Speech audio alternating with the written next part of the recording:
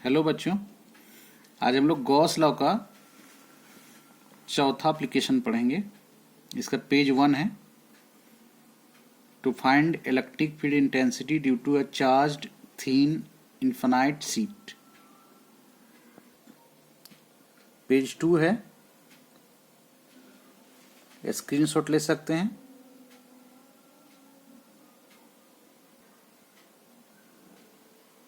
Page 3 है,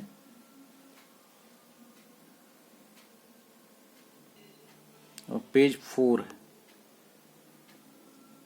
ठीक है, आज हम लोग गॉस लॉ का फोर्थ एप्लीकेशन पढ़ेंगे। तो हम लोग पेज नंबर 1 पर आते हैं। तो हम लोग का टॉपिक है to find electric field intensity due to a charged thin infinite sheet. ठीक है, तो एक इनफाइनाइट सीट है, थीन सीट है।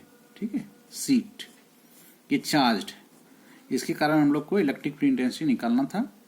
इसके पहले हम लोग निकाल चुके थे electric field intensity spherical shell के कारण, पॉइंट चार्ज के कारण और एक इनफाइनाइट लाइन चार्ज के कारण। ये हम लोग का सीट के कारण इलेक्ट्रिक फील्ड इंटेंसिटी निकालना है। तो सीट को चार्ज कर दिया जाएगा। ठीक है, तो इनफाइनाइट सीट है। इनफाइनाइट का मतलब बताए थे। इनफाइनाइट का मतलब है कि कोई भी सीट हम लोग ले सकते हैं और चार्ज सीट से बहुत ही कम डिस्टेंस पर हम लोग को इलेक्ट्रिक फील्ड इंटेंसिटी फाइंड करना है। ठीक है, तो एक इनफाइनाइट थीन चार्ज सीट ले लेते हैं। ठीक है, सीट का मतलब जैसे मान लीजिए पेज है, ये पेज जो है, ये पेज क्या है, एक सीट है। ये पेज एक सीट है। ठीक है, ये सीट है, तो ये पेपर सीट हो गया। ठीक है, तो एक इसको चार्ज कर दिए इस पेज को, तो थीन चार्ज सीट हो गया। तो ये क्या है, एक लाइन तो नहीं है, ये क्या है, एक सरफेस है। ठीक है, तो सरफेस है, तो हम लोग पढ़े थे यदि सरफेस होगा तो वहां पर जो हम लोग लेंगे चार्ज डेंसिटी, उसको बोला जाएगा सरफेस चार्ज डेंसिटी। तो हम लोग का ये सरफेस चार्ज डेंसिटी मान लेते हैं सिग्मा है। तो सिग्मा का मतलब है सरफेस चार्ज डेंसिटी। इसका अर्थ हो गया चार्ज डिवाइडेड बाय एरिया, मतलब टोटल चार्ज पर क्यू है और इसका टोटल एरिया ए है। ठीक है, तो total charge Q divided by total area A, Q by A, ये इसका हो गया सिग्मा चार्ज डेंसिटी। तो इसका चार्ज डेंसिटी जो है सिग्मा है। ठीक है, तो इस सीट पर, ठीक है, ये थीन चार्ज सीट है और इसका चार्ज डेंसिटी सिग्मा है। तो इस पर हम लोग एक छोटा सा एरिया हम लोग सपोज करते हैं कि देखिए ये एक चार्ज सीट है, मान लीजिए सीट है। ठीक है, स्लेट लिए हुए ये, इसको चार्ज कर दिया गया। ठीक है, तो इसमें से हम लोग एक जो है एक एरिया ले लेते हैं। इस एरिया को हम एलिमेंट्री एरिया भी ले सकते हैं या पूरा एस एरिया मान सकते हैं। ठीक ना, ये इनफाइनाइट सीट हम लोग मान के चल रहे हैं। ठीक है, यदि इस सीट को यदि हम यहां से देखें तो इसका और छोर का पता नहीं चलेगा कि कितना दूर तक है। तो बोला इसी सीट को बोला जाएगा इनफाइनाइट सीट है। ठीक है, इनफाइनाइट सीट है। और यदि इसको दूर से देखा जाएगा तो पता चल जाता है कि इसका और छोर है, इतना लंबा, इतना चौड़ा है। ठीक है, तो हम लोग नजदीक में रहेंगे, इसको इनफाइनाइट मान लेंगे। इसी स्लेट को हम लोग इनफाइनाइट मान सकते हैं। तो नजदीक में पॉइंट यहां पर पी ले लिए, एक नजदीक में कोई पॉइंट पी है। ठीक है, तो चूंकि इनफाइनाइट है तो इसका एक हिस्सा हम लोग यहां मान लिए हैं। इसका एरिया हम लोग एस मान सकते हैं या एलिमेंट्री लेना डीएस भी मान सकते हैं। यहाँ इंटीग्रेशन की जरूरत नहीं पड़ेगा। ठीक है, तो इसका एरिया हम लोग एस या डीएस कुछ भी ले सकते हैं। मान लेते हैं डीएस एरिया है। ठीक है, सपोज कि एरिया बहुत छोटा है, डीएस एरिया है, और बड़ा एरिया तो एस मान सकते हैं। ठीक है, दोनों ले सकते हैं हम लोग, डीएस ले रहे हैं हम लोग। ठीक है, तो इसमें चार्ज है। ठीक है, अब क्या करेंगे कि ये जो डीएस एरिया है इसको क्लोज करना है। ठीक है, क्लोज करना है। तो कैसे क्लोज होगा, तो इसको हम लोग एक सिलेंडर से क्लोज कर देते हैं। सिलेंडर एक यहां तक, यहां मान लीजिए पॉइंट है, एक सिलेंडर हम लोग यहां बना लिए। ठीक है, यहां पर पॉइंट पी है, एक सिलेंडर बना लिए। तो बात यह है कि इसको दोनों साइड से क्लोज करना होगा, एक इस साइड से, एक इसके पीछे वाला जो फेस है। ठीक है, इसका पीछे वाला फेस है तो उधर भी हम लोग को क्लोज करना होगा, वो भी चार्ज है। ठीक है, यदि उधर क्लोज नहीं करते हैं पीछे साइड तो क्या होगा, खुला रह जाएगा। इधर से एक यहाँ पर पॉइंट पी है तो एक पॉइंट पी हम लोग उस साइड भी लेंगे इतनी डिस्टेंस पर। ऐसे यहाँ जो इलेक्ट्रिक फील्ड आएगा उसको डिस्टेंस से कोई मतलब नहीं रहेगा। ठीक है, तो एक सिलेंडर हम लोग ले रहे हैं। ठीक है, एक सिलेंडर आधा, उस सिलेंडर का आधा भाग इधर है और आधा भाग जो है इसके बैक साइड में हम लोग ले लेते हैं। ठीक है, आधा भाग बैक साइड में ले लेते हैं। तो एक सिलेंडर है, ठीक है, जिसका लेंथ से कोई मतलब नहीं, लेकिन उसका क्रॉस सेक्शन एरिया कितना हो जाएगा उस सिलेंडर का, जितना इसका होगा। ये डीएस लिए बनती है, डीएस हो जाएगा, ठीक है। अब उस साइड भी उसका क्रॉस सेक्शन एरिया जो है यहाँ पर हो जाएगा डीएस, उतने डिस्टेंस पर, ठीक है। तो DS area, DS cross section area का एक सिलेंडर हम लोग मान लेते हैं, ठीक है, जो चार्ज को क्या कर रहा है, घेर रहा है। गॉस लॉ में चार्ज को घेरना जरूरी है, चार्ज को क्लोज करना जरूरी है, ठीक है। तो हम लोग फिगर एक बनाते हैं। देखिए सीट है, तो सीट को ये पेपर पर, ये जो पेपर है इस पर सीट को हम लोग खड़ा रखे, जैसे भी रखे थे ना, स्लेट को ऐसे खड़ा रखे हुए, तो सीट को मतलब ऐसे रखे हुए, ठीक है, ऐसे रखे हुए खड़ा है ये, ठीक है। तो पॉइंट भी सपोज कीजिए यहाँ पर है, एक हम लोग डीएस एरिया यहाँ ले लेते हैं, ठीक है। और एक सिलेंडर जो सो डॉटेड से एक गॉसियन सिलेंडर हम लोग बना देते हैं, ठीक है, जिसका क्रॉस सेक्शन एरिया भी कितना है, डीएस है। और इस साइड भी हम लोग ले लेते हैं सिलेंडर, इधर भी डीएस एरिया ले लिए हम लोग, ठीक है, डीएस एरिया। तो डीएस एरिया, ये डीएस एरिया है, ये भी डीएस एरिया है, ठीक है, ये भी डीएस एरिया है। ये सिलेंडर का आधा भाग इधर है, आधा भाग इधर है, ठीक है। डॉटेड यहीं तक दिखा रहे हैं इसे, ठीक है। ऐसे तो पूरा डॉटेड दिखाने का मतलब है कि लगेगा जैसे इसी के ऊपर ये सिलेंडर गुजर रहा है, लेकिन ये सिलेंडर जो है इस सीट के आर पार कर रहा है। मतलब कि देखिए सिलेंडर है, ये सीट है, तो सिलेंडर जो, ये जो पेन है मान लीजिए सिलेंडर है, ठीक है, तो ये पेन जो है उसके अंदर से पास कर रहा है। आधा पेन इधर रखना है, आधा पेन उधर रखना है, पेन सिलेंडर है, ठीक है। आधा मान लीजिए हम लोग इसको ये कर देते हैं, एक छेद कर देते हैं, आधा उधर चल जाएगा, आधा इधर चल जाएगा। तो इस तरह से एक सिलेंडर हम लोग बना लिए, ठीक है। तो इसका एरिया हम लोग का डीएस है। इस तरह से फिगर बना लेना है। इसका मतलब ये हुआ, इसे दिखाने का मतलब कि चार्ज इन्फानाइट है, इन्फानाइट सीट है, ठीक है। Suppose a point P at a perpendicular distance R, यहां से आर डिस्टेंस मान लेते हैं कि आर डिस्टेंस है, इसे आर से मतलब नहीं आएगा, ठीक है। फ्रॉम द सीट, सीट से आर डिस्टेंस पर, perpendicular distance R, let an elementary area dS on the sheet, इस सीट पर elementary area dS. Draw cylindrical Gaussian surface of cross sectional area dS, ठीक है। इसका क्रॉस सेक्शन एरिया इसको बोलते हैं डीएस एरिया, इसका क्रॉस सेक्शन एरिया, ठीक है। अच्छा एक चीज और यहां देखिए, पॉइंट पी पर इलेक्ट्रिक फील्ड का डायरेक्शन, इस पॉइंट पी पर इलेक्ट्रिक फील्ड का डायरेक्शन आउटवर्ड होगा। आउटवर्ड क्यों आउटवर्ड, क्योंकि चार्ज प्लस है तो आउटवर्ड होगा। और एरिया वेक्टर परपेंडिकुलर होता है, एरिया वेक्टर का डायरेक्शन एन होगा। इस साइड यहां पर भी पॉइंट पी है, ठीक है, यहाँ दो पॉइंट पी लेना पड़ रहा है। यहाँ पर इलेक्ट्रिक फील्ड आउटवर्ड इधर होगा, ठीक है। चार्ज यदि यहाँ पर है तो इस पॉइंट पर आउटवर्ड इधर ना होगा, तो इलेक्ट्रिक फील्ड इधर है, यहाँ भी पॉइंट पी है। एरिया वेक्टर का भी डायरेक्शन परपेंडिकुलर होगा आउटवर्ड, ठीक है, तो लेना पड़ेगा। अब देखिए चूंकि ये सिलेंडर है, ठीक है, सिलेंडर दो तरह के सरफेस से बना होता है। पिछले वीडियो में देखिएगा, जब हम लोग केस थर्ड इसका पढ़े थे, तीसरा एप्लीकेशन, तो बताया था कि सिलेंडर जो है वो दो तरह के, जैसे सिलेंडर है मान लीजिए, इसमें दो तरह का सरफेस है, ठीक है, दो तरह का सरफेस।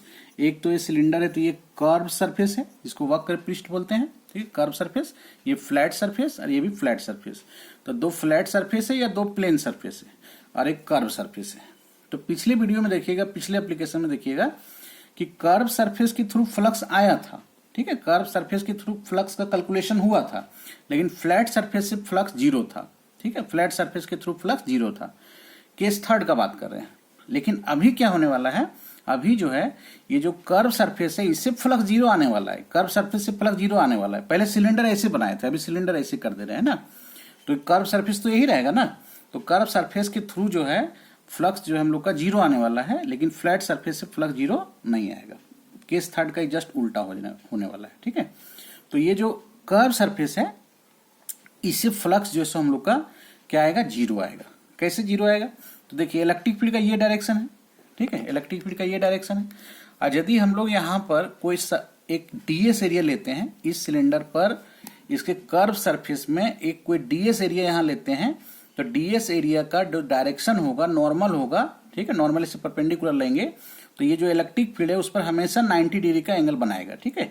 ये इलेक्ट्रिक फील्ड का डायरेक्शन, ठीक है, और ये डीएस, या इस साइड लेते हैं तो ये इलेक्ट्रिक फील्ड का इधर डायरेक्शन, ठीक है, और ये ऊपर डीएस, तो दोनों 90 डिग्री का एंगल बनाएगा, ठीक है। कहने मतलब फिगर में देखिए, जैसे मान लीजिए यहाँ पर एक हम लोग डीएस एरिया सपोज लेते हैं, डीएस एरिया से कर्व सरफेस में, ठीक है, तो कर्व सरफेस में लेते हैं तो इलेक्ट्रिक फील्ड का डायरेक्शन देख रहे हैं कि एक्स एक्सिस में है, और ये वाई एक्सिस में इस डायरेक्शन में मेरा नॉर्मल हो जाएगा, एरिया वेक्टर हो जाएगा, तो दोनों 90 डिग्री का एंगल बनाएगा।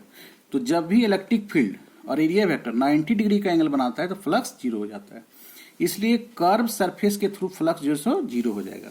इसलिए यहां पर हम लोग लिखे हुए हैं electric flux through the curve surface is zero. अब हम लोग का प्लेन सरफेस है या फिर फ्लैट सरफेस है, तो फ्लैट सरफेस के थ्रू बहुत ही आसान है निकालना है यहाँ पर, ठीक है। जैसे ये जो सीट है उसके राइट साइड हम लोग निकालेंगे और सीट के लेफ्ट साइड निकालेंगे, दो फ्लैट सरफेस है, ठीक है, इसके थ्रू निकालेंगे। तो इलेक्ट्रिक फील्ड का डायरेक्शन और एरिया वेक्टर का डायरेक्शन सेम है ना। तो पेज 3 पर आते हैं। देखिए electric flux through right plane surface, ठीक है। राइट प्लेन सरफेस का मतलब जो हम लोग का जो ये है सीट है उसके राइट साइड में ई डॉट डी एस, तो हो जाएगा A dot B, A B cos theta, E D S cos zero का वैल्यू 1, तो ई डी एस आ जाएगा। और फिर लेफ्ट प्लेन सरफेस में भी वही होगा, E D S cos zero left में। फिगर देखिए लेफ्ट का, देखिए इसमें इलेक्ट्रिक फील्ड का डायरेक्शन, एरिया वेक्टर का डायरेक्शन सेम है ना, सेम है। तो यहां भी क्या हो जाएगा, फ्लक्स जो so E D S cos zero, E D S हो गया। तो टोटल जो राइट प्लेन सरफेस और लेफ्ट प्लेन सरफेस का total flux E D S और ई डी एस कितना हो गया, 2 ई डी एस, ठीक है। और कर्व वाला तो हम लोग का जीरो था, कर्व का जीरो था। तो total electric flux through close cylinder जो है, क्लोज सिलेंडर करने का मतलब flat surface, plane surface, flat surface या प्लेन सरफेस और कर्व सरफेस। तो कर्व सरफेस का जीरो हो गया, अब फ्लैट या प्लेन का हो गया ई डी एस और E D S, 2 E D S.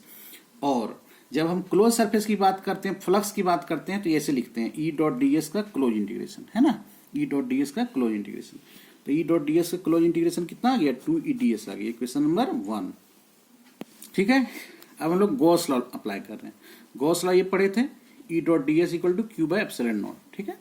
अब क्यू क्या है, क्यू क्या है कि गॉसियन सिलेंडर के अंदर चार्ज, कितना चार्ज है गॉसियन सिलेंडर के अंदर।